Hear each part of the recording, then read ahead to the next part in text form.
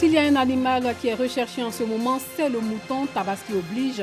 Si le marché est suffisamment approvisionné, le prix des bêtes, lui, est élevé. Nous irons dans une poignée de secondes dans la commune de Port-Bouët.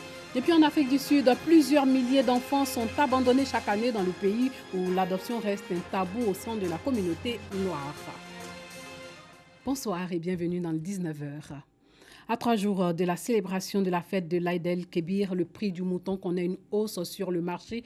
Dans la commune de Port-Bouët où nos reporters se sont rendus, les prix varient de 125 000 francs CFA à plus selon les populations. Les vendeurs, eux, pointent du doigt les tracasseries routières et d'autres facteurs liés à cette variation de prix nettement en hausse par rapport à l'année dernière. Nous Sangaré, Colette, Ilboudo, Clément Boko. Bientôt la fête de la Tabaski.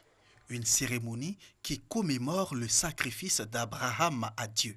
Pour respecter la tradition, Dermis s'est rendue à l'abattoir de Port-Bouët, mais difficile pour elle de s'offrir un mouton à moindre coût. C'est vraiment cher. Les moutons vont à partir de 150 000 francs, 200 000, 300 000, 400 000. 150, un mouton comme ça, on vous dit 280 000, c'est un peu compliqué. Elle n'est pas la seule cliente à être dans cette situation. Des prix jugés trop élevés par les consommateurs. Les prix des moutons ont grimpé à 3 jours de la fête. Très souvent accusés, les vendeurs de bétail rejettent la faute sur les clients qui ne tiennent pas compte des contraintes liées à ce secteur. Compte tenu des tracasseries routières, on peut dire que ce n'est pas comme les années passées, puisque cette fois-ci, il y a eu un peu de difficultés au niveau de la frontière. Compte tenu du convoyage qui était de 35 000 qui a monté jusqu'à 100 000 à l'heure où nous sommes. Des débarquements de nos animaux, puisqu'on n'a pas suffisamment d'enclos. Par manque d'enclos, les gens sont obligés d'aller prendre des sites hors du marché. Pour exercer là-bas cette année, l'État est venu, ils ont tout cassé, ils ont perdu. Ils ont perdu aussi suffisamment de bêtes. Les autorités ont décidé d'évacuer tous les moutons pour ne pas que la voie soit obstruée. Vu tout cela, on a pris des précautions pour qu'il y ait des sites, voilà, Port-Bouët et Adjamé. On leur a demandé, sensibiliser pour que les commerçants puissent aller avec leur bétail sur le site d'Adjamé. Voilà. Et ce qui n'est pas fait, malheureusement. Et pourtant, les camions de bétail en provenance de l'Interland sont bien visibles dans l'enceinte de l'abattoir. À ce jour, ce sont 500 camions contenant 300 moutons chacun qui ont fait leur entrée en Côte d'Ivoire, indique le président de la filière bétail-viande. Aujourd'hui, le marché est bien ravitaillé. Alors nous avons fait une tournée sous-régionale, Niger, Burkina, au Mali, pour sensibiliser les acteurs en compagnie du ministère, en compagnie du district d'Abidjan, pour sensibiliser les acteurs, les commerçants à venir vers la destination Côte d'Ivoire. Et c'est ce qui est fait. La Tabaski est la fête la plus importante dans la religion islamique. Elle est aussi synonyme de générosité envers les pauvres et les nécessiteux. Elle sera célébrée le dimanche 11 août 2019. Un mot de développement, le déblocage du financement des travaux de reconstruction du grand marché de Bouaké à hauteur de 40 milliards de francs CFA est une réalité. L'annonce a été faite par le maire de la localité lors de la réunion de la 4e session du conseil municipal, ce qui ouvre la voie à la construction du marché central de la ville phare du centre du pays. Boubacar Silla, Kouadio Kwame. Le déblocage du financement des travaux de reconstruction du grand marché de Bouaké est un acquis. D'un montant de près de 40 milliards de francs CFA, le démarrage des travaux est prévu pour très bientôt. Annonce faite par Nicolas Youssouf Djibo, maire de la commune de Bouaké, lors de la réunion de la 4e session du conseil municipal à la salle des mariages de la mairie de la localité.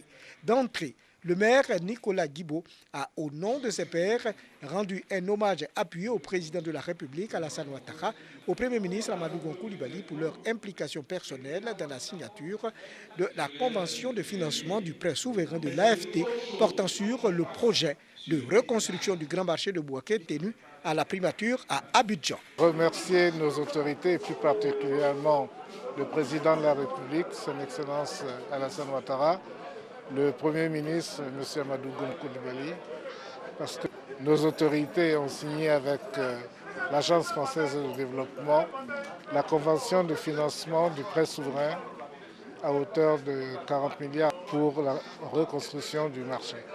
Au cours de cette session, le maire Gibo Youssouf Nicolas, dont la gestion budgétaire a été saluée par les conseillers municipaux, a révélé sa vision du développement et surtout ses priorités qui vont permettre de booster la croissance locale. Les différents points à l'ordre du jour ont tous été passés en revue et adoptés dans un esprit convivial. En conséquence, le maire et son conseil peuvent désormais dérouler leur vaste chantier de développement et de modernisation de la commune de Bouaké. Pendant ces vacances scolaires, les parents pensent à une chose, occuper sainement leurs enfants. La mairie de Cocody a voulu leur donner un coup de pouce en invitant des enfants à une projection de film et à participer à un atelier de peinture. Nous Sangaré, Clément Boko. Salle de mariage de Cocody, transformée pour la circonstance en une salle de cinéma. L'instant d'une journée récréative de projection de films à l'intention des enfants de Cocody. Pour l'occasion, ils sont venus de tous les quartiers de la commune de Cocody pour prendre part à cette projection de films. Majesté, les guerriers de musique et de quadrillotère peuvent les accompagner. 2 heures de projection, c'est le temps qu'il aura fallu à ces tout petits pour suivre le club des petits de leur choix. Une initiative de la mairie de Cocody qui vise à divertir les enfants et leur permettre de passer de bonnes vacances scolaires. Merci aussi à tous les parents qui ont permis à leurs enfants de venir. Ça leur permettra de pouvoir se distraire, de voir des contes et puis de réaliser, essayer de se donner un sens de cinéaste. Une journée récréative marquée également par un atelier de peinture. La Côte d'Ivoire a commémoré les 59 ans de son indépendance hier. Dans plusieurs villes du pays, c'était la liesse. Revivons l'ambiance à San Pedro, Mankono et Azagué. La célébration de l'an 59 de l'indépendance de notre pays a été marquée par un grand défilé militaire à San Pedro. Toutes les forces présentes dans la région ont pris part à ce défilé. Un défilé qui a vu également la participation des couches socio-professionnelles.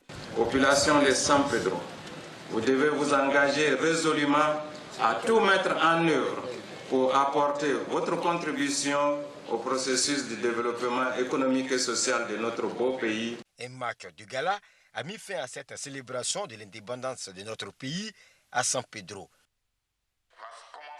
Mankono, chef-lieu de la région du Béret, a célébré dans la ferveur le 59e anniversaire de l'indépendance de la Côte d'Ivoire. Les populations, par leur présence massive, ont marqué leur appartenance à la mère patrie. Le préfet de région, dans son adresse, a fait un tour d'horizon sur le programme social du gouvernement pour le bonheur des populations. Ouattara Kifouri a invité ses administrés à l'union, à la fraternité et à la cohésion pour un développement harmonieux de leur région.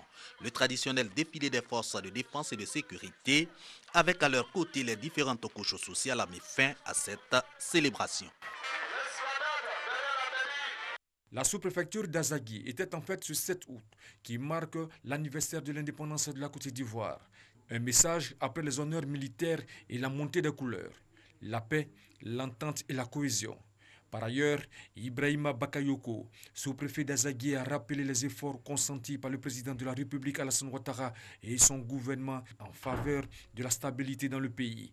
Une parade militaire et civile a constitué l'autre temps fort de la célébration. En sport, première édition du tournoi des natifs à l'université Félix Houphouët-Boigny de Cocody. Première édition remportée par la team Décembre au tir au but. Plus de 3000 jeunes étaient présents lors de cette compétition. Moyabi Diabaté, Aude Alébé. En plaçant 2 formations en demi-finale, les Titans de Décembre ont affiché leur réelle intention de retourner avec le trophée. Si l'une s'est fait éliminer par la team Septembre, l'autre a validé son billet avec la ferme volonté de laver l'affront. Les deux équipes se créent des situations de but sans pour autant trouver la faille. C'est finalement la science des tirs au but qui est venue les départager. En échouant sur sa tentative, Mohamed, le capitaine des Winners de Septembre, offre un boulevard aux Titans qui ne se font pas prier pour inscrire leur nom dans l'histoire du tournoi des natifs grâce à ce dernier pénalty réussi par Daouda Degue Koni. Nous sommes satisfaits en termes d'organisation, en termes de mobilisation. La jeunesse a entendu notre cri, la jeunesse a accepté notre vision des choses, qui est de réfléchir différemment, de se prendre en charge, de faire des choses plutôt intéressantes pour elle. Et donc elle a répondu massivement. Du virtuel à la réalité, le tournoi des natifs est un forum de discussion sur les réseaux sociaux dont l'idée est de tisser des liens avec les personnes nées dans le même mois. Alliant l'utile à l'agréable, les natifs ont procédé à une séance de don de sang avant de poursuivre la fête dans le jardin du campus de Cocody. Au total, 24 équipes et 4 écuries féminines ont pris part à cette première édition du tournoi des natifs dont le prochain rendez-vous est prévu dans 3 mois. En Afrique du Sud, les orphelinats débordent. Environ 3000 enfants sont abandonnés chaque année dans le pays selon la Coalition nationale de l'adoption, un phénomène qui inquiète les organisations de protection de l'enfance. C'est l'heure du repas à l'orphelinat Door of Pop de Johannesburg. Ce foyer accueille en ce moment 17 bébés abandonnés, dont l'un vient tout juste d'arriver. La nuit dernière, vers 20h30, l'alarme a sonné. Elles ont regardé l'écran de vidéosurveillance et ont vu qu'il y avait un bébé, donc elles sont allées le chercher devant la maison. Il est arrivé par la boîte à bébé. C'est ici que le nourrisson a été abandonné. L'association a installé cette boîte il y a 20 ans. Plus de 200 bébés y ont été déposés depuis. Quand il y a un bébé ici, l'alarme va nous alerter dans la maison. C'est comme ça qu'on sait qu'il y a un bébé dans la boîte. En Afrique du Sud, des milliers de bébés sont abandonnés chaque année dans les hôpitaux, les lieux publics ou aux portes des orphelinats. En absence de statistiques officielles, les associations estiment qu'environ 3000 d'entre eux survivent. Un phénomène dont l'ampleur reflète la condition des femmes dans l'un des pays les plus inégalitaires au monde. C'est important de se souvenir qu'elles sont elles-mêmes abandonnées. Elles ont été abandonnées par le père de l'enfant, elles ont souvent été abandonnées par leur famille et elles ont été abandonnées par leur communauté et par toute la société. Tuli Malangou ne verra pas sa petite fille grandir. En situation précaire, elle a dû faire un choix quand sa fille, encore étudiante, est tombée enceinte. Ensemble, elles ont décidé de faire adopter le bébé en passant par la voie légale. Une démarche encore très difficile à assumer en Afrique du Sud. Pour eux, l'adoption, c'est comme jeter son bébé. J'ai choisi de voir les choses autrement, de briser les chaînes. J'ai fait un choix et j'en suis heureuse. Si elle le désire, sa petite fille pourra un jour entreprendre les démarches pour retrouver sa famille biologique. Un choix que n'auront pas les enfants abandonnés dans les boîtes à bébés de Johannesburg. 98 ans et toujours cavalière. Après 100 ans, j'aurai le droit de dire que je suis assez vieille pour plus monter à cheval, dixit Françoise Laurie Blancarde. Pour l'instant, tous les vendredis, elle galope au haras de Malvoisine dans les Yvelines. Après 100 ans, j'aurai le droit de dire je suis assez vieille pour plus monter à cheval. En attendant, à 98 ans, Françoise ne rate jamais son rendez-vous du vendredi avec son amie républicaine, une jument pur sang, l'attend impatiemment au haras de Malvoisine dans les Yvelines.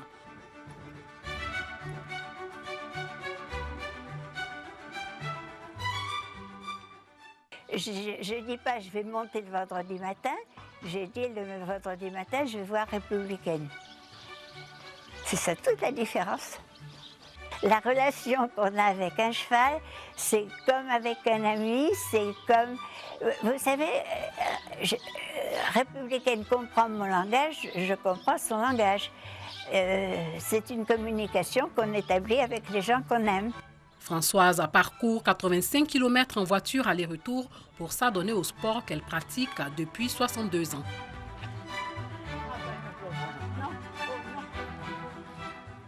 Tout le monde est épaté parce que on dit mais comment elle fait, ben voilà, elle fait. Elle a l'air d'être simple et naturelle, mais bon, elle a une santé quand même extraordinaire parce qu'elle a elle voit très bien, elle entend très bien, elle entend mieux que moi. Une longévité que la cavalière explique par son goût pour l'effort et son attachement à sa jument qui l'aide à vivre. Voilà, c'est tout pour ce soir. Merci de nous avoir suivis.